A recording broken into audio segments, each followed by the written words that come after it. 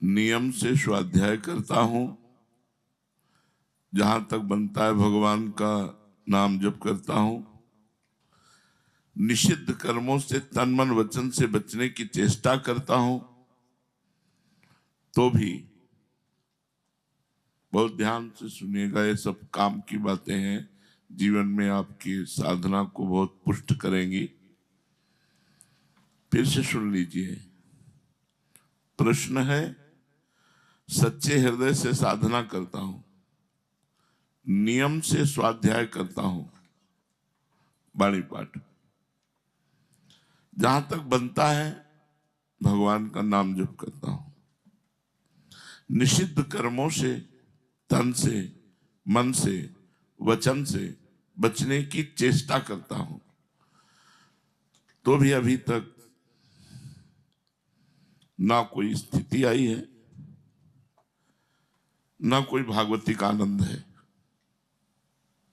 ध्यान से सुनिएगा। ना कोई स्थिति आई है और ना कोई भागवतिक आनंद है। निराशा ही निराशा है,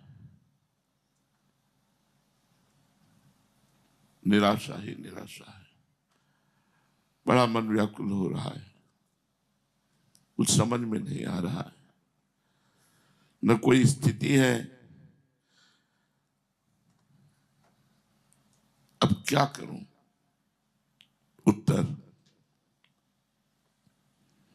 बहुत सुंदर।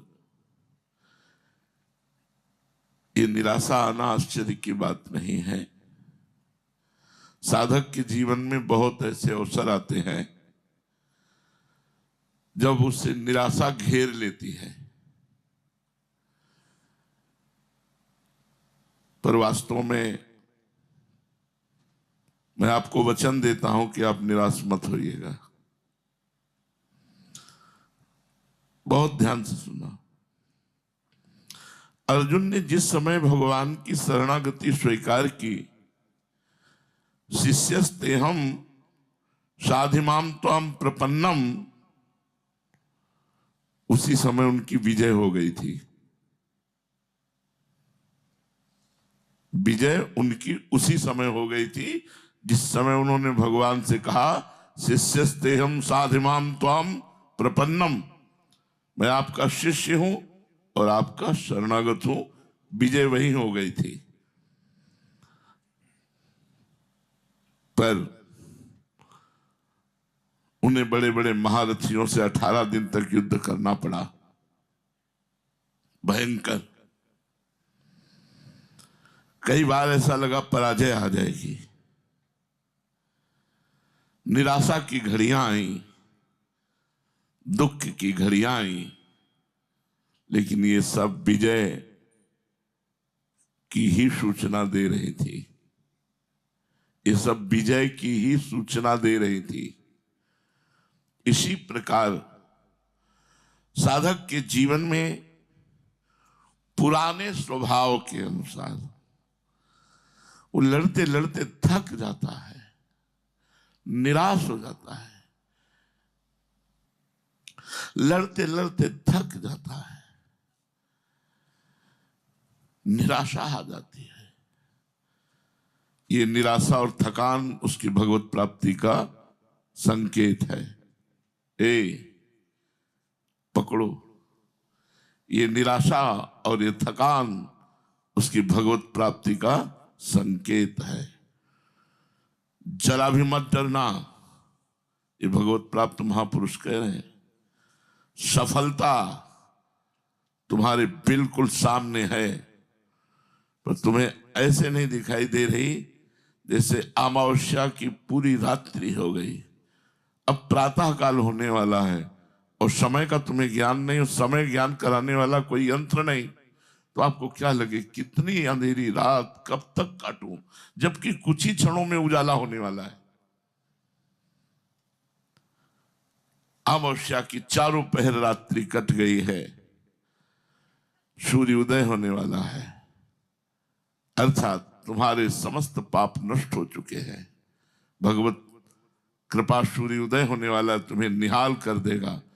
तुम निराश, हताश, उदास, खिन्न मत होइएगा। अगर हो रहे हो तो ये भगवत प्राप्ति का चिन्ह है, घबराइएगा नहीं। गिरा अरथ जल बीच सम कहियत भिन्न न भिन्न, बंदो सीता राम पद जिन्हें परम प्रिय खिन्न। खिन्न माने कुछ अच्छा नहीं लग रहा, कुछ अच्छा नहीं लग रहा। अच्छा, विवेक इतना तीव्र होता है भजन करने में कि 2 मिनट में हर विषय को काट देता है।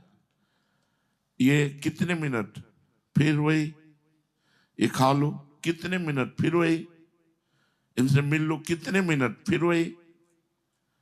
विवेक कहीं जुड़ने नहीं देता, और जहां जुड़ा हुआ है वहां की लक्षण है, ये लक्षण है। इनको ये मत सोचो कि कहीं निराशा में इधर उधर मत भटक जाना, निराश हो जाना, खिन्न हो जाना, अंदर से एक अशांति सी है, पर भजन चल रहा है, चुपचाप बिल्कुल सामने उदय होने वाला है कृपा सूर्य। हमारी जन्म जन्म की अमावस्या की रात्रि हटने वाली है। धैर्य पूर्वक लगे रहो, लगे रहो। ऐसी भूल मत कर देना जब जिसकी ऐसी स्थिति हो कि चलो अपनी निराशा दूर करने के लिए कोई और, बस गड़बड़ हो जाएगा। कब हो तो थोरो भजन, कब हो तो विशाल, मन को धीरज छुटे नहीं, गाहे न दूजी चाल। दूजी चाल न गए लेना, अपनी चाल पे ही रहना। अंधकार मिट जाएगा, प्रकाश ही प्रकाश तुम्हारे जीवन में छा जाएगा। जादू की तरह तुम्हारे जीवन में एक अकस्मातिक घटना घटेगी, तुम्हारा जीवन बदल करके परमहंस हो जाएगा। जादू की तरह घटना घटेगी, बस उस समय का इंतजार करो, एकदम सिस्टम बदल जाएगा। कल तक जो ऐसा था वो आज ऐसा, क्योंकि अंधेरी रात बस खत्म होने वाली है, सुबह होने वाला है। श्रीपाद प्रबोधानंद जी ने कहा, वृंदावन वासी को बाल सूर्य की तरह समझो कि अभी उसका तेज प्रकाशित नहीं हुआ, पर है वो महा तेजवान। जिस समय वो अपने स्वरूप में आएगा तो दोपहर के सूर्य की तरह असहनीय हो जाएगा उसका तेज। ऐसे यहां कह रहे हैं कि साधन में लगे हो, निराशा, विषय विकार, ये वो बड़ी समस्याएं, डिगना नहीं, अपने मार्ग से हटना नहीं। अमावस्या की अंधकार अज्ञान की रात्रि खत्म होने वाली है, और ज्ञान रूपी प्रेम रूपी भास्कर जागने वाला है। आनंद ही आनंद में जीवन हो जाएगा। मेरी बात मान लो, तुम्हारा रोम रोम खिल उठेगा, नाच पड़ोगे, अपूर्व आनंद आएगा। बस भगवान की शरण हो जाओ, भगवान का दृढ़ भाव से आश्रय ले लो, और सच्चाई से साधना करो। मेरी बात ध्यान रखना, कितनी भी निराशा हो, एक बार जो भगवान की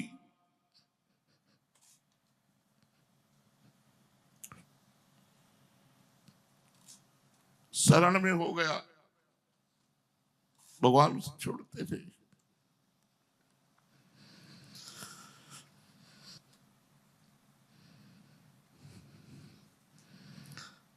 चाहे जितनी निराशा हो, चाहे जितना विषय का तूफान उठा हो, चाहे जैसी भयंकर परिस्थिति हो,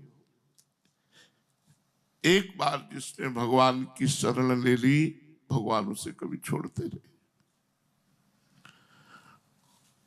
उनके कोष में निराशा है ही नहीं, भगवान के कोष में निराशा शब्द ही नहीं है। निश्चित मानिए आपके ऊपर विशेष भगवत कृपा है। प्रश्न दूसरा, मेरी इच्छा है कि मैं बहुत धन एकत्रित करूं और उसके द्वारा समाज सेवा करूं, भगवत सेवा करूं, संत सेवा करूं, परंतु धन कमाने में झूठ बोलना पड़ता है, छल कपट करना पड़ता है, चोरी करनी पड़ती है, दूसरों से कपट का व्यवहार करके उसके स्वत्व का अपहरण करना, बही खाते में झूठा चढ़ाना, कर ना देना, बहुत तरह से धन को एकत्रित करने के लिए ये दोष है। क्या मुझे भगवत प्राप्ति हो जाएगी? धन ना होने पर ना लोक सेवा होती, न संत सेवा होती, न भगवत सेवा होती, तो क्या मुझे भगवत प्राप्ति हो जाएगी? नहीं। श्रेष्ठ उद्देश्य की सिद्धि के लिए इस प्रकार के अनिवार्य दोषों का स्वीकार करना पाप है और उत्तम साध्य की प्राप्ति कदापि नहीं हो सकती। लोक सेवा, भगवत सेवा, साधु सेवा करने पर भी यदि आपका धन इस तरह से आया हुआ है, प्रायः इस तरह की ही सब बातें होती है। जब साध्य उत्तम, कर्ता का भाव शुद्ध, नियत अच्छी, तब उसे साध्य की प्राप्ति होती है।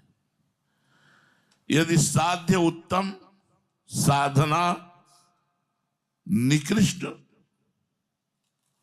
तो कभी भगवत प्राप्ति नहीं होती।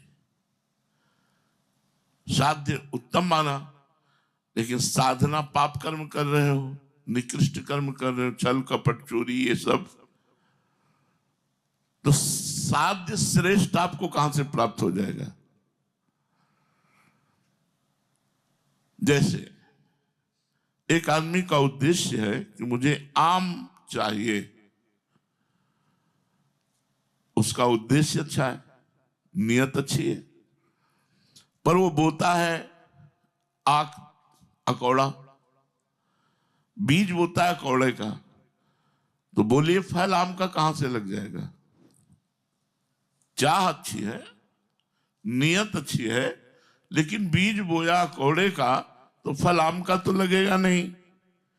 इसी प्रकार नियत अच्छी है, उद्देश्य अच्छा है कि संतों की सेवा, भगवत सेवा, पर बीज तो पाप है।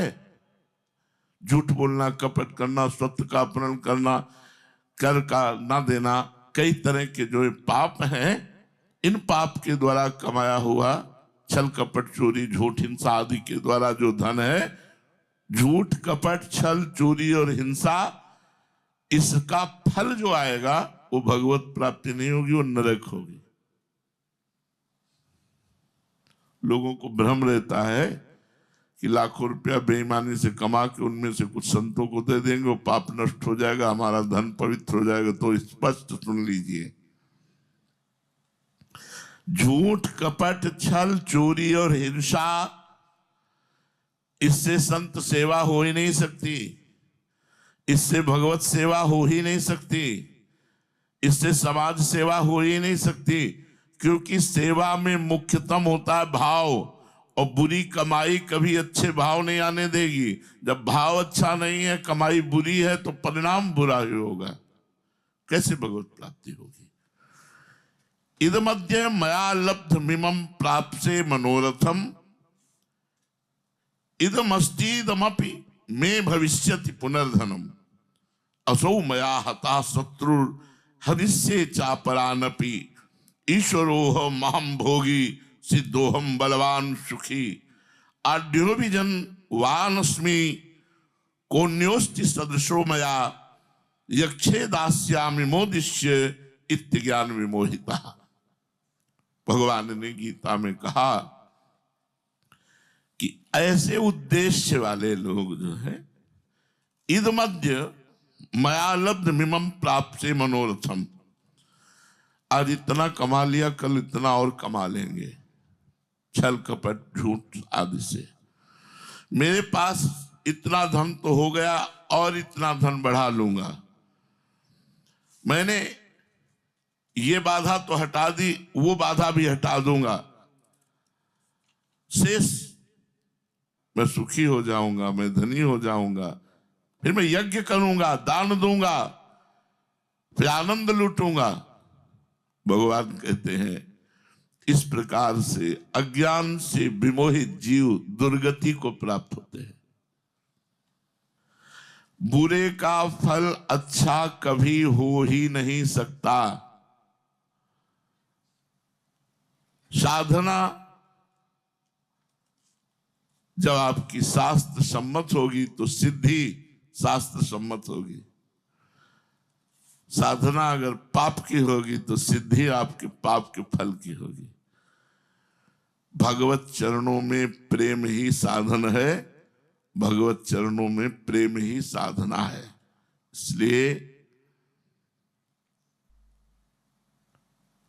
यद्यपि आपको साधन रूप में दिखाई देगा कि कर तो रहा हूं साधु सेवा, समाज सेवा कर रहा हूं, ठाकुर सेवा कर रहा हूं, पर इसका परिणाम ठीक नहीं मिलेगा आपको। क्योंकि कमाया हुआ धन कैसा है? पाप कर्म, छल कपट, चोरी, हिंसा, स्वत्वापहरण, व्यभिचार आदि नाना प्रकार की वासनाओं से एकत्रित धन है। तो उससे जो आप मंदिर बनवाएंगे, उससे आप जो साधु सेवा करेंगे, उससे अब पाप बढ़ेगा। मंदिर में ठाकुर सेवा नहीं होगी, वहां पाप होगा। साधु भजन नहीं करेंगे, पाप करेंगे तुम्हारा धन खा के। समाज में सेवा नहीं बनेगी, समाज को जलन पैदा होगी तुम्हारे धन से, वो दुर्गति का ही कारण बनेगा। हां, अगर आज तक किया और फिर अब नहीं करूंगा तो दूसरा सिद्धांत लागू हो गया। समझिए, करता जा रहा है और सोचता जा रहा है कि भगवत सेवा, संत सेवा या समाज सेवा तो मेरा पाप छल कपट से कमाया हुआ धन पवित्र नहीं, उसकी दुर्गति होगी। और घोर पाप कर्म से कमाया हुआ धन है,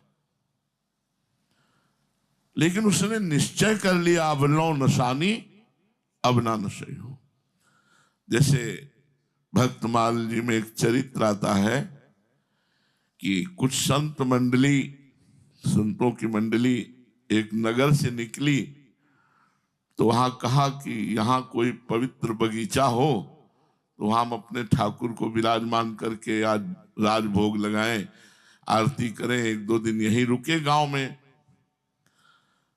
तो कुछ लोग संतों से जो भाव नहीं जुड़ते वो उपहास करते हैं, तो उनका सबसे अच्छा बगीचा वो है, और था भी अच्छा बगीचा, लेकिन वो वैश्या का था। वो अपने आदमियों को बुलाकर वहां मनोरंजन करती थी, नृत्य गान आदि, बड़े सुंदर फुलवाड़ी, बड़ा सुंदर बगीचा। संतों को बड़ा सुख मिला कि बगीचा तो ठाकुर जी लायक है, बड़े सुंदर फूल, विलासी पूरा बगीचा था, विलासिता तो बहुत अच्छा है। ठाकुर जी कहीं झूला पड़ा हुआ है, कहीं कुछ, सब विलासिता की चीज, तो ठाकुर जी विराजमान के। थोड़ी देर में वैश्या की दृष्टि गई बगीचे पर, माथे पे हाथ रख लिया, हाय मुझ नीच पापिनी के इतने सौभाग्य, एक संत नहीं पूरी संत मंडली मेरे बगीचे में। उसने हीरे जवाहरात आदि जो एक संपत्ति में एक से थोड़ा सा धन लिया, कुछ फल फूल लिए और गई और रखा। कौन हो? बोले प्रभु इस दासी का ही बगीचा है। बोले तुम बड़े सौभाग्यवान हो, हमारे ठाकुर जी ने तुम्हारा बगीचा पसंद किया, देखो आज रुके। जो संत थे तो उनका प्रभु भाग्यवान तो नहीं हूं, मैं बहुत नीच हूं, मैं वैश्या हूं, न जाने कितने पुरुषों से रोज संभोग करती हूं और उससे ये धन एकत्रित करती हूं। एक मिनट सब शांत हो गए। जो उनमें महंत थे उनका बेटा है, तुम्हारा धन तो हम नहीं लेंगे, न फल फूल लेंगे, क्योंकि अपवित्र क्रिया से कमाई हुई वस्तु से बुद्धि भ्रष्ट हो जाती है, इसलिए ये तो नहीं लेंगे। तो रो पड़े। उनका आज तक बेटा किसी ने नहीं कहा मुझे, आज तक मुझे बेटा किसी ने नहीं कहा, कोई बेटा कहने वाला नहीं मिला। रोने लगी। तो क्या भगवान मेरा उद्धार नहीं हो सकता? उनका अवश्य अवश्य। मेरे भगवान के दरबार में कैसा पापी क्यों हो, अपचेत सुदुराचारो, कोटि विप्र बदल आ गए जाहो, आए शरण तजो नेता। तुम्हारा परम कल्याण होगा। संत दर्श का फल क्या होता है? तुरंत जो है अपनी मलिन आचरणों के त्यागने का उत्साह आ जाना। संत दर्शन का फल होता है कि अपने हृदय में जो गंदे आचरण है उनको त्यागने का उत्साह आ जाना।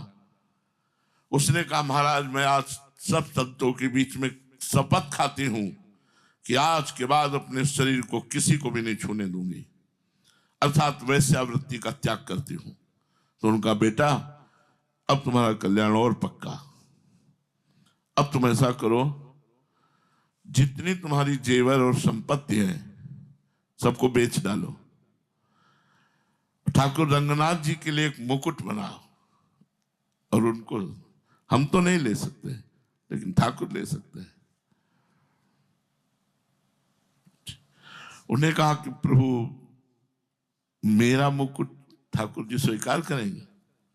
उनका मैं हूं, इसकी चिंता तुम ना करो। उसने सब बेचा, करोड़ों रुपए का मुकुट तैयार हुआ, हीरा जवाहरात लगाकर। पूरे जीवन भर जो उसने वैश्यावृत्ति से कमाया था वो सब जो ठाकुर जी के श्री पार्षद थे उन्होंने कहा ठाकुर जी ऐसे नीच धन को स्वीकार नहीं करते। तो उनका जो नीचता से उबरना चाहे और ठाकुर जी की शरण में आना चाहे तो ठाकुर जी उसे जरूर स्वीकार करते हैं। इसने शपथ ले रखी कि आज से वैश्यावृत्ति नहीं करूंगी और अपना सर्वस्व भगवान को अर्पित करते हूं। शर्त हुई, ये बात हम कैसे माने कि वैश्या की कमाए हुए गंदे आचरण से धन को ठाकुर जी स्वीकार कर देंगे? तो संत ने कहा अगर ठाकुर जी सर झुका दें मुकुट पहनने के लिए तो पूरी सभा के सामने तो मान लिया जाएगा कि ठाकुर जी ने इसके धन को स्वीकार कर लिया, अगर सर न झुकाए तो माना जाएगा ठाकुर जी ने इसे नहीं स्वीकार किया। अब सोचते थे कि मूर्ति कैसे सर झुका देगी, उनकी नजर में मूर्ति थे, उनकी नजर में ठाकुर जी थे। सुंदर थाल में सजा करके वस्त्र से ढक करके मुकुट इतने आह्लाद में भरी हुई एकदम रुक गई और सर नीचा हो गया, आंसू आ गए, सब भीड़ लगी हुई थी। संत भगवान ने कहा क्या हुआ बेटा? कहा भगवान दुर्भाग्य पीछा नहीं छोड़ रहा। क्या दुर्भाग्य? बोले मासिक धर्म से युक्त हो गई। स्त्री 3 दिन तक मासिक धर्म में रसोई सेवा ठाकुर सेवा आदि का त्याग होता है। तो कहा कोई बात नहीं, ठाकुर जी की तरफ बढ़, यह है संत आज्ञा, बढ़। जो ही बड़ी से ठाकुर जी ने ऐसे सर झुका दिया, जय जयकार। रजस्वला स्थिति में ठाकुर जी ने मुकुट धारण किया। यह है अबलो नशानी अब ना नशे हो। यदि आज तक किया अब नहीं करूंगा। और फिर वो सारा धन ठाकुर जी की संत सेवा में, भगवत सेवा में, समाज सेवा में लगाकर तो आप निर्विकार होकर भगवान की शरणागति को प्राप्त होकर भगवान को प्राप्त होंगे। लेकिन आप पाप कर्म करते हुए धन को पवित्र करने की भावना से संतों की सेवा में, भगवत सेवा में, तो आपकी दुर्गति नहीं रुकने वाली, क्योंकि वो बीज पाप है। तो उसका जो पेड़ है, उसका जो फल है वो दुर्गति है।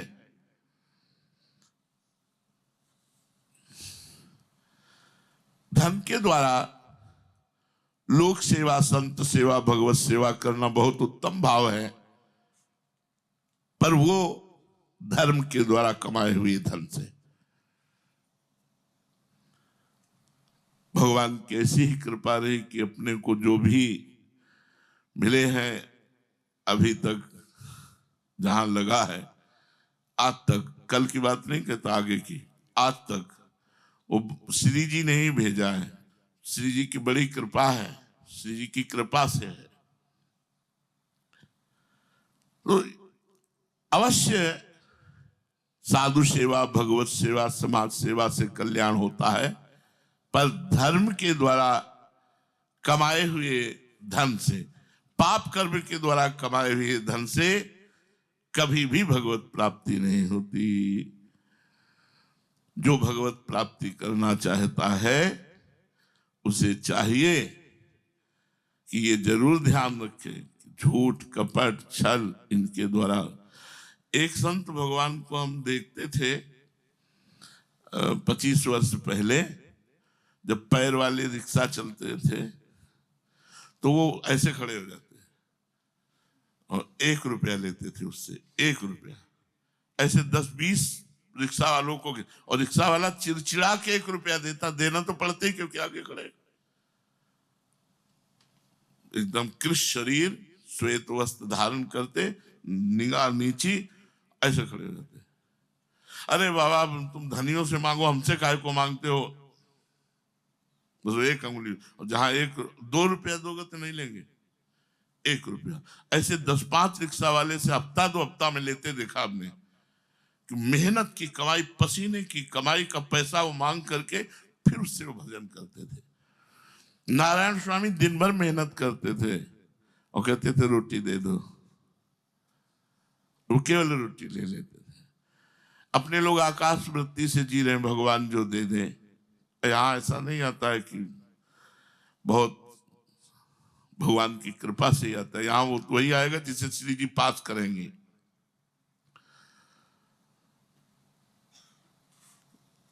जो भगवत प्राप्ति का मार्ग है उसमें तो धर्म, अर्थ, काम, मोक्ष की भी चाह नहीं की गई। फिर धन की चाह,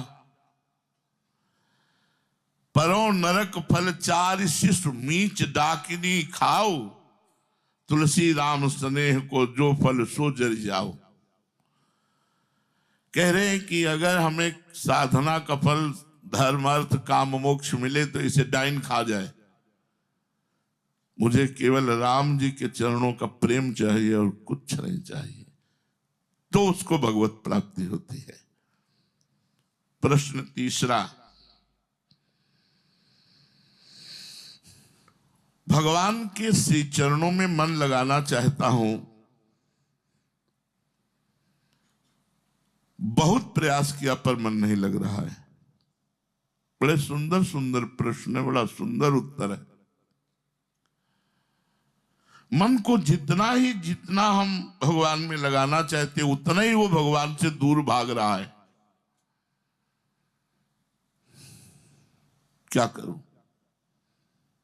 लगभग हम सबका प्रश्न यही है। उत्तर, सराहनीय हो आप, सराहनीय। पहले शब्द है सराहनीय हो आप, सराहनीय। जो ऐसा करता है, अपने मन को भगवान में लगाना चाहता है, मन नहीं लग रहा, भाग रहा है, लेकिन फिर खींच कर भगवान में लगा रहा है, तो उत्तर में सबसे पहले शब्द निकला सराहनीय हो आप, सराहनीय। देख लेना तुम अनन्य भक्त बन जाओगे। भगवान के श्री चरणों के अतिरिक्त अन्य कुछ भी तुम्हें नहीं सुहाएगा। एक क्षण के लिए भी भगवान की तुम्हारे हृदय में विस्मृति नहीं होगी। यदि ऐसा कर रहे हो तो करते रहना, लड़ते रहना।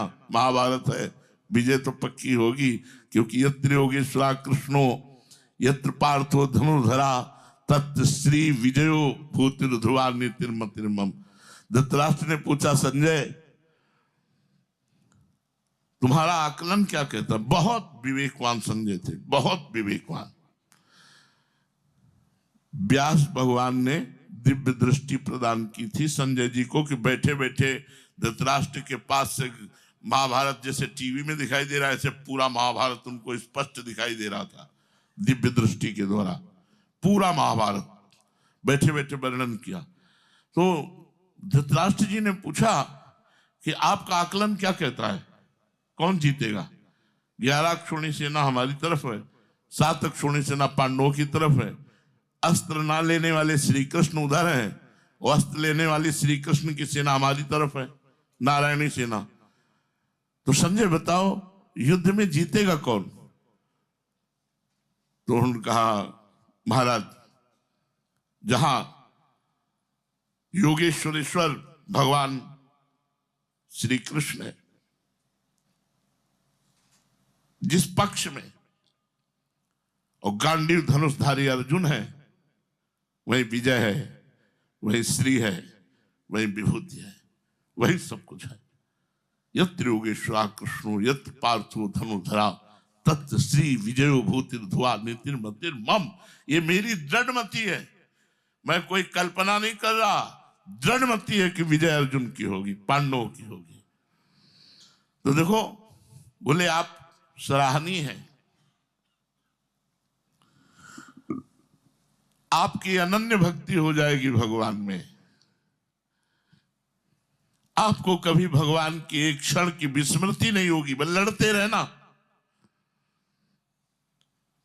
आप भगवान की सदा सदा के लिए प्राप्ति करके निहाल हो जाएंगे। जानते हुए क्या है, इसे कहते हैं आशीर्वाद। वो लड़ रहा है तो ये आशीर्वाद दे, ढांढस नहीं बना रहे, निहाल हो जाओगे सदा सदा के लिए तुम। नाम जप और प्रार्थना जो चाहो इसे कर सकते हो,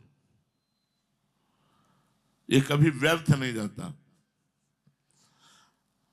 मन को ऐसे फंसाओ एकांत में, जैसे रुपया गिन गिन कर इकट्ठा करते हैं ना तिजोरी में, अब इतने लाख हो गए, इतने लाख हो गए, ऐसे और जपो और जपो और नाम जप करो और जप, परेशानी आ रही और जप करो, मन नहीं लग रहा और जप करो, मन चंचल हो रहा जप करो, जब बढ़ाओ, ये धीरे सब ठीक हो जाएगा। जब बढ़ाते जाओ, नाम जप बढ़ाते जाओ, नाम जप एकत्रित करते जाओ, तो महापुरुष हो जाओगे। नाम जप और भगवत प्रार्थना, इससे जो हो सकता है वो किसी साधना से नहीं हो सकता। प्रार्थना दूसरे नंबर पे है, वो तब जब हमारी समझ में नहीं आता है तब। जैसे हमारा मन बार बार किसी विषय के लिए फिसल रहा है, हमारे में तो बस है नहीं, हमारे में दम है नहीं, मैं उसे रोक लूं। तो ऐसी प्रार्थना हम नहीं करते कि रोक दो। आप राजी हो कि नहीं, हम बस ये पूछते हैं। मुझे दुनिया से कोई मतलब नहीं, गाली दे या निंदा करे या मुकुट पहना दे या माला पहना दे, ये सब हमें दुनिया से मतलब। तुम राजी हो, हमें कोई परेशानी नहीं। तुम राजी नहीं तो हो कैसे रहा है, बस ये प्रार्थना रहती है हमारी, और कोई बात नहीं रहती। प्रार्थना ये रहती है कि तुम राजी हो तो हमें कोई परेशानी नहीं, तुम राजी नहीं तो हो कैसे रहा है, तुम्हारी राजी के बिना कैसे हो रहा है, बस प्रार्थना इतनी रहती है। और हमारी कोई प्रार्थना ना आज तक रही है कि हमें परम पद मिले, ब्रह्मलोक मिले, वैकुंठ मिले, निकुंज मिले, हमारी कोई आकांक्षा नहीं। यत्र यत्र मम जन्म कर्म भी नारके परमे पदे अथवा राधिकारति निकुंज मंडली तत्र तत्र हृदय में विराजताम। हम निकुंज मंडली को भी दूसरे नंबर पर रखते हैं, पहले नंबर पर रखते हैं नाम को। चलो निकुंज मंडली नहीं आ रही हृदय में तो नाम तो चलना चाहिए, राधा राधा राधा। अब भेजो, चाहे नरक भेजो, चाहे वैकुंठ भेजो, चाहे परम पद भेजो, मुझे इससे कोई मतलब नहीं।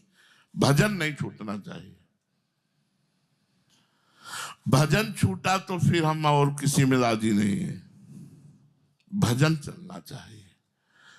तो नाम जब, ध्यान दीजिए, प्रश्न को पहले आप ध्यान में रखना कि मन को बार बार प्रभु में लगाने की चेष्टा करते हैं हम, जितनी चेष्टा करते हैं उतना ही भाग जाता है, तो हमारा क्या होगा। तो उन्होंने लिखा सराहनीय है आपका प्रयास, अनन्य भक्त बन जाओगे, भगवान के चरणों के अतिरिक्त तुम्हें और कुछ सुहाएगा नहीं। एक दिन सदा सदा के लिए मन भगवान के चरणों में समर्पित हो जाएगा। ये आशीर्वाद समझो हम सब के लिए। नाम जप और प्रार्थना, यदि आपको कोई असहनीय बात लगती है तो आप प्रार्थना कर सकते हैं प्रभु से कि प्रभु आप देख रहे हो, आप सुन रहे हो, आप हमारी हालत देख रहे हो, दुर्दशा देख रहे हो, क्या नाथ आपको ऐसा अच्छा लगता है? आपका कहा के और विषयों के गुलामी, विषयों के चेहरे, क्या नाथ ये आपको अच्छा लगता है? यदि अच्छा लगता है तो ठीक है, जय श्री राधे, हम राधा ही राधा जपेंगे। अगर अच्छा नहीं लगता तो फिर हो कैसे रहा है? आपको जो अच्छा न लगे तो फिर हमारे जीवन में है क्यों? प्रार्थना करनी चाहिए इस बात की, और कोई प्रार्थना नहीं करनी। आप मिलो न मिलो, हम इस पर ज्यादा जोर नहीं देते, मिलने न मिलने पर जोर नहीं, हम भजन पर जोर देते हैं कि हर समय हमारा भजन होता रहे। बस ब्रह्म राम ते नाम बढ़, जब भगवान से बढ़कर भगवान का नाम, तो यदि हम राधा वल्लभ श्री हरिवंश जप रहे हैं तो भगवान से मिलन से भी बढ़कर के है ना। अब जब मन हो तो वो तो छोटा काम है, मिल लेना। बड़ा काम हमारे द्वारा करवा रहे हैं आप कि नाम जप हो रहा है, बस ये सबसे बड़ी बात है। तो नाम जप और प्रार्थना, ऐसा संदेह न करना कि आपकी प्रभु बात सुनते नहीं है, कोई फल नहीं दिखाई दे रहा, कोई उत्तर नहीं मिला, कोई चमत्कार नहीं हुआ, कोई बात नहीं सुधरी तो प्रभु ने मेरी बात सुनी नहीं। ऐसा नहीं, प्रभु ने सुना है। कुछ है अभी जो हटाना चाहते हैं, वो हम अहंकार, कर्ता करके हटाने की चेष्टा। वो प्रार्थना तो करता है लेकिन करके हटाने का बल है। बड़ा सुंदर प्रसंग है। सुग्रीव जी से कहा चलो बाली को मारते हैं चल के। गए, बोले ललकारो, हम खड़े हैं। ललकारे, निकल बाहर, अपने को क्या समझता है तू? बाली ने कहा अरे, जो पीठ दिखाकर भागता रहा तक वो आकर के दरवाजे पर निकला, क्रोध, तारा ने पैर पकड़ा। तुम्हें पता है भगवान उसके साथ है? तो कहा तुझे पता है वो समदर्शी है, अगर वो भगवान है तो समदर्शी है, दशरथ राजकुमार है तो मेरे में कोई बल की कमी नहीं है, मैं किसी तरह रुकने वाला नहीं। यदि वो भगवान है तो समदर्शी है। गया, अब सुग्रीव भगवान ने इशारा किया, मार घुसो मार घुसो, मतलब सुग्रीव के होश उड़ा दिए। भाग पड़े सुग्रीव, भाग पड़े किसी तरह प्राण बचा के। भगवान वैसे चुपचाप खड़े रहे। हम ये प्रसंग दिखाना चाहते हैं आपको साधना की जोड़ पे। भगवान आए थे, भगवान ने आदेश किया था कि जाओ ललकारो, जब तुमसे लड़ेगा तो मैं बाण मारूंगा। भगवान ने बाण नहीं मारा। जब भाग पड़े तो भगवान भी पीछे पीछे भागे।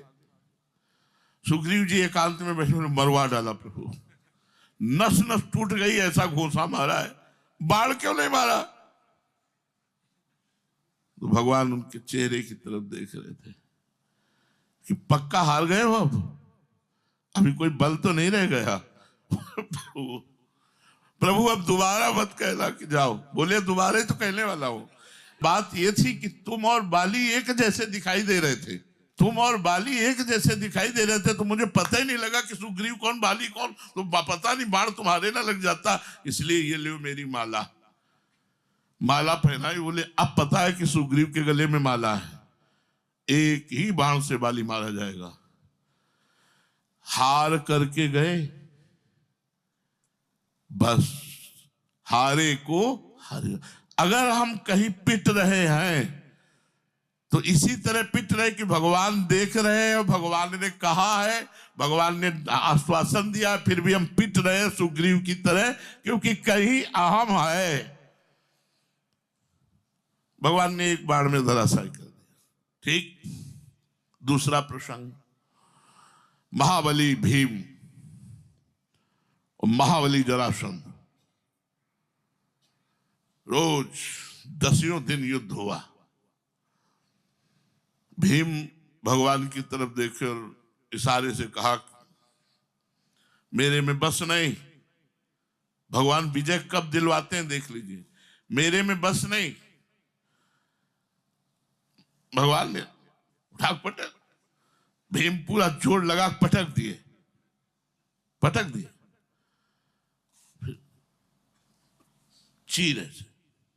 चीर कर फेंक दिया, वो फिर जुड़ गया और फिर चलाया घोंसा भीम के ऊपर। भीम ने भगवान से कहा, पहले ही कह चुके थे हम हार चुके हैं इससे, अब मेरा बस नहीं।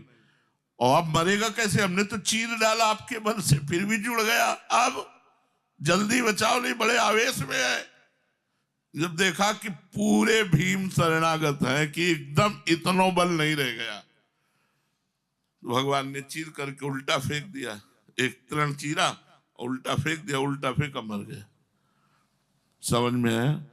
भगवान प्रार्थना तब सुनते हैं जब गजेंद्र की तरह आखिरी श्वास हार वाली होती कि अब मैं मरा, तो कहते हैं अब तू तरा सुनेरी मैंने निर्बल के बलराम। ये हमारा अहंकार ही हमारी प्रार्थना प्रभु तक पहुंचाने में बाधा पहुंचा रहा है।